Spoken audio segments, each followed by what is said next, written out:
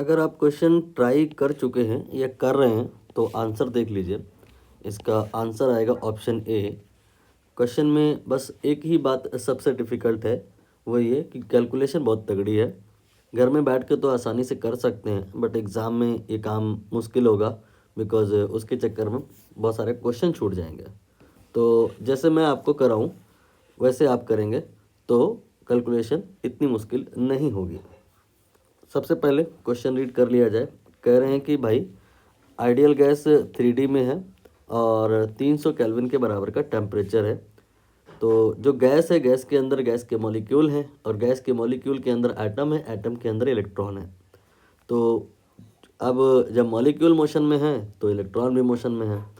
ये random motion की बात हो रही है, उसकी वजह से उसमें कुछ स्पीड है, कुछ मोमेंटम है और कुछ फिर डी ब्रॉगली वेवलेंथ वो भी है, और वो हमें निकालना है। तो क्या होगी अप्रोच? सबसे पहले हम यहाँ पर काइनेटिक एनर्जी निकालेंगे। ये काइनेटिक एनर्जी किस वजह से है? Because of temperature.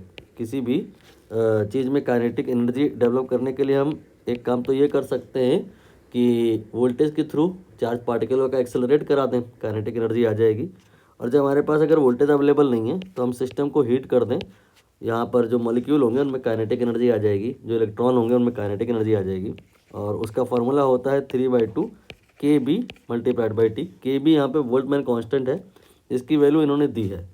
बट यहाँ पर आप इसको दूसरी यूनिट में कन्वर्ट कर लीजिए, मतलब कर नहीं लीजिए, मुझे याद है, कोशिश करिए आप भी याद कर लीजिए। ये आपका होता है 9 × 10⁻⁻5 EV सेकंड। हुआ क्या है, आप ये मैंने गलती से लिख दिया है H के आगे, आप इसे प्लैंक कांस्टेंट के आगे लिखें। यहाँ पे ये आ जाएगा EV/K। यूनिट आप समझ पा रहे हैं कैसे हो रहा है? ये एक्चुअली जूल पर केल्विन लिखा है, मैंने EV पर केल्विन में निकाल लिया है। ये आ गया है 9 × 10⁻⁻5। ठीक है। अब इसके बाद में प्लैंक कांस्टेंट, इसकी वैल्यू जो उन्होंने कही है वो सही है, बट जो मैं कहूँ वो भी आप याद करिए, 1240 EV/Nm/c। ठीक है। इसके बाद ये जो मास है इलेक्ट्रॉन का, इसके करस्पॉन्डिंग जो मॉडर्न फिजिक्स में यूनिट होती है वो होती है 5 × 10⁵ EV/c²। अब अगर आप इन यूनिट के साथ अप्रोच करेंगे तो बहुत आसान हो जाएगी कहानी। Let us proceed. 3/2 then KB की वैल्यू आपने रखना होगा 9 × 10⁻⁻5 देन EV/K, और जो टेम्परेचर है वो है 300 K। तो यूनिट को भी ध्यान में रख लो, केल्विन से केल्विन ये कैंसिल हो जाएगा और काइनेटिक एनर्जी इलेक्ट्रॉन वोल्ट में आ जाएगी। और कितनी आ जाएगी? 3 × 3, ये 9 हो गया, 9 × 9 81 हो गया, 81/2 ये 40.5 हो गया। और 10 की पावर जो भी होगी आप करिएगा, मुझे एक्चुअली याद है रूम टेम्परेचर पे काइनेटिक एनर्जी अबाउट 0.04 EV आती है। ठीक, अब ये काइनेटिक एनर्जी है और हमें निकालना है डी ब्रॉगली वेवलेंथ। तो डी ब्रॉगली वेवलेंथ जो है उसके लिए फार्मूला एक तो ये वाला आपको हो सकता है याद हो, 1.227 /√V। तो यहाँ से V का वैल्यू अगर हम रख दें 0.04 तो आंसर आ जाएगा। चलिए ऐसे ही कर देते हैं, यहाँ पर V की जगह हमने 0.04 रख दिया, तो ये आ जाएगा आपका 4/100 हुआ ना, तो 2/10 हो जाएगा ये। ठीक है, तो ये आ जाएगा 12.27, मतलब 27/2, ये आ जाएगा 6.27 का हो जाएगा, यू कैन से 13।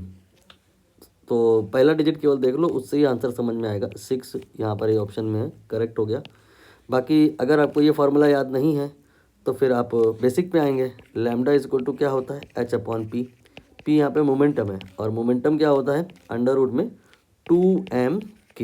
यहाँ पर वैल्यू पुट करिए, कोई दिक्कत आएगी नहीं, बस आपको वैल्यूज़ वो लेनी है जो मैंने बदले में लिखा दी हैं। तो यहाँ पर H की वैल्यू मैंने क्या लिखा है? 1240 EV/Nm के आगे C भी है, EV/Nm/c। इसके बाद में √ में m, मास ऑफ इलेक्ट्रॉन, ये कितना है? ये आपका है 5 × 2 लिख लें पहले तो, 2 × mass of electron 5 × 10⁶ EV upon c² और काइनेटिक एनर्जी आपने अभी निकाला है 0.04 EV। अब आप यहाँ पर नोटिस करो कि EV 2 बार हो जाएगा ना, EV² होगा, अंडर रूट हो जाएगा तो फिर EV हो जाएगा और इससे कैंसिल हो जाएगा, और ये जो c² है अंडर रूट में है, ये इससे कैंसिल हो जाएगा। Your answer will be in nanometer and what will be that, not a big deal, calculation इतनी मुश्किल होएगी नहीं। देखिए कैसे, यहाँ पे ये आपका तो पूरा 5 दूनी 10 हो गया ना, ठीक है। यहाँ पर अच्छा ये मैंने 6 लिख दिया, यहाँ पे 5 लिखाया था ना मैंने, तो यहाँ पे 5 रखिए, ये हो गया 5। तो आपका ये पूरा कंटेंट जो है 10⁶ हो जाएगा, और ये आपका 4/100 हो जाएगा, तो ये आपका 10⁴ हो जाएगा, और 4 का हो जाएगा √2 और 10⁴ का ये हो जाएगा 10⁻², और ऊपर हो जाएगा ये 1240। अब यहाँ पे आप इसको कैंसिल कर दो, 10⁻² है ना, तो एक कैंसिल किया और एक रह गया, तो 12.4 हो गया, डिवाइड बाई 2 तो 6.2 Nm आंसर आ गया। तो कई तरीके हो सकते हैं करने के, बट यहाँ जो मैंने वैल्यूज़ लिखाई हैं, ये वैल्यूज़ मॉडर्न फिजिक्स की थारोवली जो भी स्टोरीज होती हैं टफ वाली, सबको आसान कर देता है।